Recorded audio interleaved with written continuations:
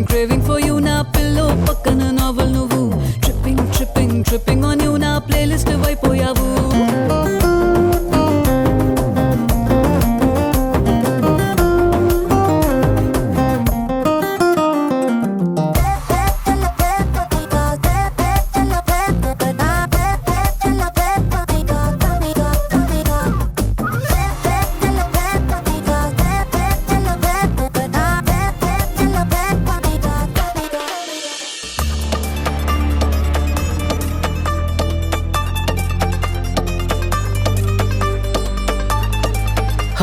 Sir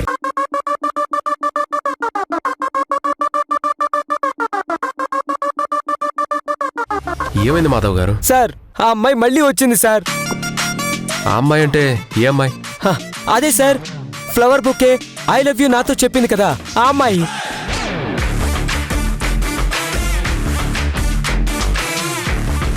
మళ్ళీ ఎందుకు వచ్చింది? కంప్లైంట్ ఇవ్వడానికి సార్. ఎవరి మీద? మీ మీదే. మాధవ్ గారు నిజం సార్, కావాలంటే చూడండి, మొబైల్ నెంబర్ కూడా ఇచ్చింది. ఇప్పుడు అమ్మాయి ఎక్కడుంది? బయటికి వెళ్ళింది సార్, మీకు ఎదురై ఉంటుంది.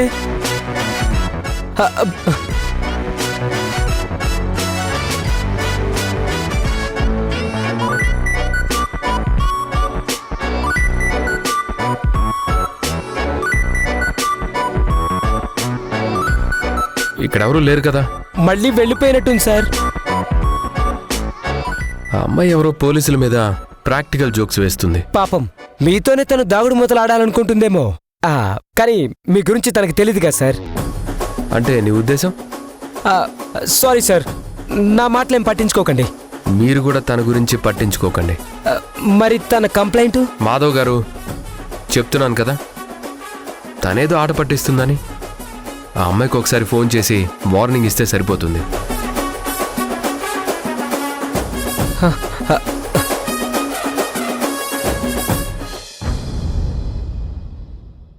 నమస్కారం అమ్మా. నమస్తే అండి, కూర్చోండి.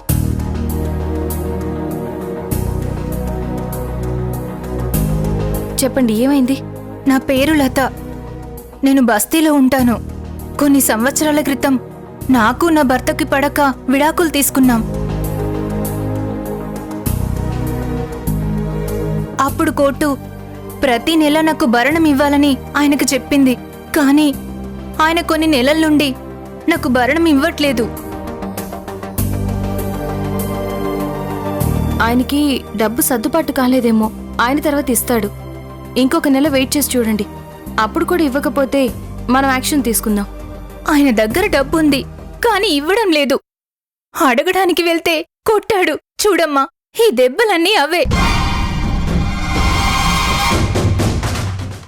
అమ్మా, పైసా లేని బతుకు ముందుకు సాగడం లేదు. దినదినం నా బతుకు గండంగా ఉంది. మీరే నాకు న్యాయం చేయాలమ్మా, మీకు దండం పెడతాను. అమ్మా, మీరలా మాట్లాడకూడదు. నా పని మీలాంటి వాళ్ళకి న్యాయం చేయడం. ఖచ్చితంగా నేను మీకు న్యాయం చేస్తాను. సరే, మీ మాజీ భర్త డీటెయిల్స్ చెప్పండి. తన పేరు చందు.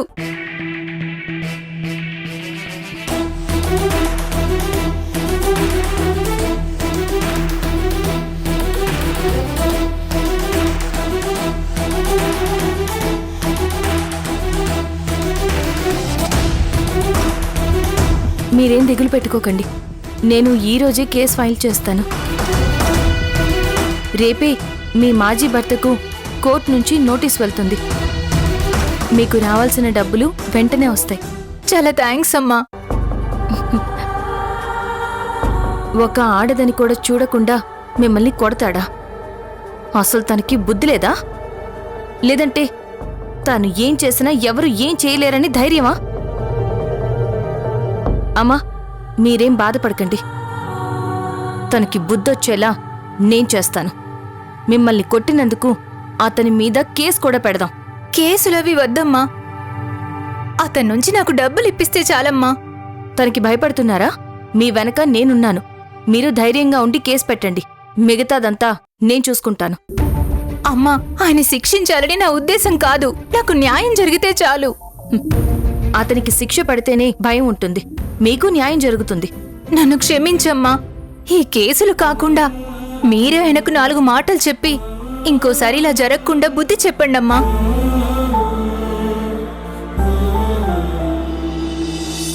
సరే, మీ ఇష్టమేనమ్మా. అమ్మా, మీకు ఫీజు ఇచ్చుకోవడానికి నా దగ్గర డబ్బులు లేవు. ఏమీ అనుకోకుండా ఇది తీసుకొని నన్ను కాపాడండమ్మా. అరే, ఈ తాళిబొట్టు మీ దగ్గరే ఉంచుకోండి. తీసుకోండమ్మా. నాకేమీ మీరు పెద్ద మొత్తంలో డబ్బు ఇవ్వాల్సిన అవసరం లేదు. నాకొక 10 రూపాయలు ఇస్తే సరిపోతుంది. అదేంటమ్మా? అవునమ్మా, ఈ కేసుకి నా ఫీజు అంతే.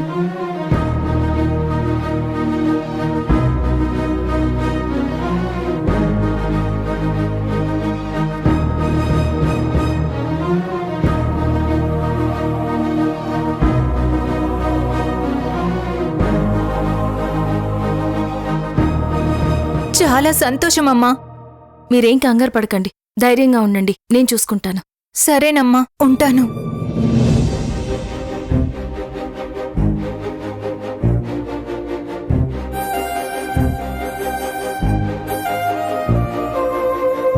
Excuse me madam. నమస్తే మేడం. నమస్తే, కూర్చోండి. ఎలా ఉన్నారు మేడం? బాగున్నానండి. ఏంటిలా వచ్చారు? ఒక కేసు ఫైల్ చేయాలి మేడం. చెప్పండి. తరతరాలుగా వస్తున్న నా ఇంటిని ఒకడు ఆక్రమించుకోవాలని చూస్తున్నాడు. అవునా? అయినా మీ దగ్గర డాక్యుమెంట్స్ ఉంటాయి కదా? నా దగ్గర ఉన్నట్టే వాడు కూడా ఫేక్ డాక్యుమెంట్స్ రెడీ చేయించుకున్నాడు మేడం. ఆఫీసుల చుట్టూ తిరిగితే అవి కూడా ఒరిజినల్ అంటున్నారు. అందుకే ఏం చేయాలో తెలియక మీ దగ్గరకు వచ్చాను. సరే, కేస్ డీటెయిల్స్, డాక్యుమెంట్స్ అన్నీ మీ దగ్గర ఉన్నాయా? ఉన్నాయి మేడం. మ్. ఇవిగోండి మేడం.